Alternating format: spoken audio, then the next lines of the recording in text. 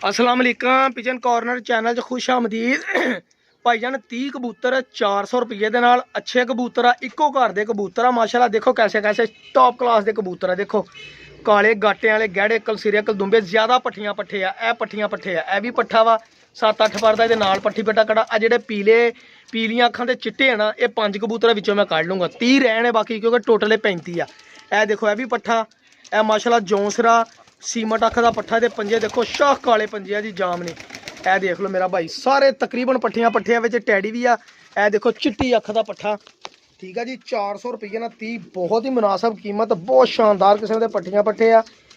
देख लो संधूरी पलका बोस की पलका ए देखो पट्ठी एक गोल की हुई है। देखो ए माशाल्लाह बहुत शानदार पट्ठी मैनू बड़ी पसंद आई है टैडी पट्ठी आ गोल की ए नाल कसूरी जी पट्ठी आ। ए देखो सारे ज्यादा पट्ठियां पट्ठे आ जी। ए देखो ए चिट्टे जेडे पीली अख के कढ़ लैने विचों उपर सनेटा खड़ा वा ज्यादा पट्ठियां पट्ठे तो 4-5 या 6 कबूतर वड्डे आ बाकी सारी पट्ठियां पट्ठे आ। चिट्टे जेडे हैगे आ कालियां पीलियां अखां दे कढ़ लूँगा विचों बाकी पिछे तीया देखो पट्ठी आ ए नाल दा भी पट्ठा ए लाल अखां दी पट्ठी माशाल्लाह ठीक है जी। ए देखो गोल्डन पट्ठा वा मैं तुहानूं आख दूँ तुसीं आप कहोगे बाकी यार भरा झूठ नहीं मारदा। ए देख लो ए गोल्डन पट्ठा वा 6 पर का 7 पर का ठीक है जी। होर तुहानूं मैं बच्चे दिखा देना कबूतरां दे। ए देखो जीरा गोल्डन कबूतर आ सही है भाजी 400 रुपये ना 30 कबूतर आ 30 के 30 इकट्ठे ही देने आ। जेडे भरा ने लैने हो मेरा भरा राबता कर लवे।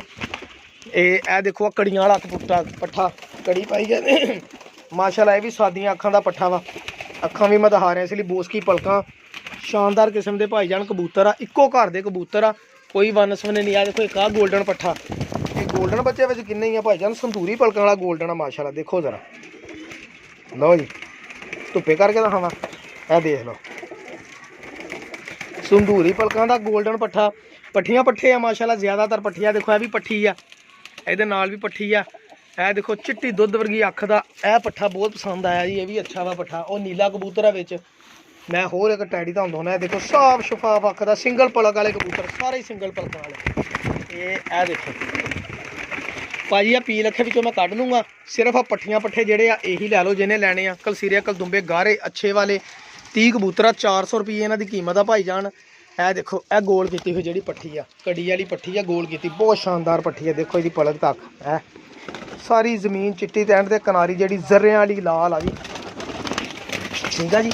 ये एक आ भी देख लो मेरा भाई दिखाना मेरा काम आ लैना या ना लैना तुहाडी किस्मत आ मेरा भाई। गल हैगी ये मेरे लो गेड़ी भी ना पाउण ठीक है मेरे लो शाम तक उड़न मेरी कोई किसी किस्म की गारंटी नहीं हैगी।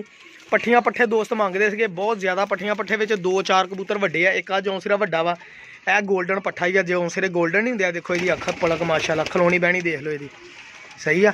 ए भी देख लो जीरा गोल्डन अगे मैं तुहानूं इहदी अख भी दिखाई आ ठीक है जी। ए देख लो यह भी पट्ठा ही पट्ठी आ मेरा ख्याल है गोल की हुई आखिरी कन्नियां आउंदियां भी बच्चा ही आ पट्ठियां पट्ठे आ ज़्यादातर इधर नाल चिमड़े आ भी पट्ठा जौंसरा रंग लगा जाम नूं ए देखो ए उड़न दिया जरा ये भी पट्ठा ही आ सारे पट्ठियां पट्ठे ही आ विचों कोई 4-5 कबूतर वड्डे आ हाँ जी। वो विच फिर इदां ही हुंदा जो खेड सारी एक घर की लैनी होवे ना फिर भरावा सारे लैने पैंदे आ। देखो काले गाटे वाले माशाल्लाह अच्छे कबूतर आ नीला आ काला ठीक है जी। ए 4-5 कबूतर वड्डे बाकी ज़्यादातर है देखो यह भी पट्ठा ही आ जी आखिरी पर का पट्ठा वा 7-8 पर का ए देख लो मेरा भाई।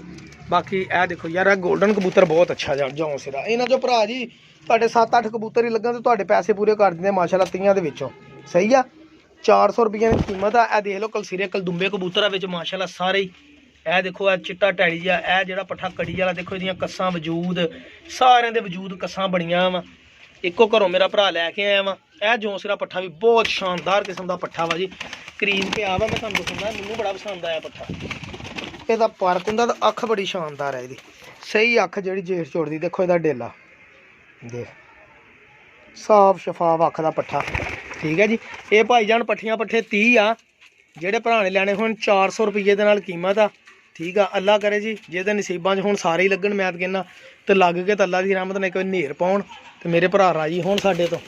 ए देखो ज़्यादातर गोल कीते हुए पट्ठियां पट्ठे आ इको घर दे आ ठीक है मेरा भाई जिन्हें लैने होण 0306 70 85 028 व्हाट्सअप कर दिओ। मेहरबानी शुक्रिया अल्लाह हाफिज़।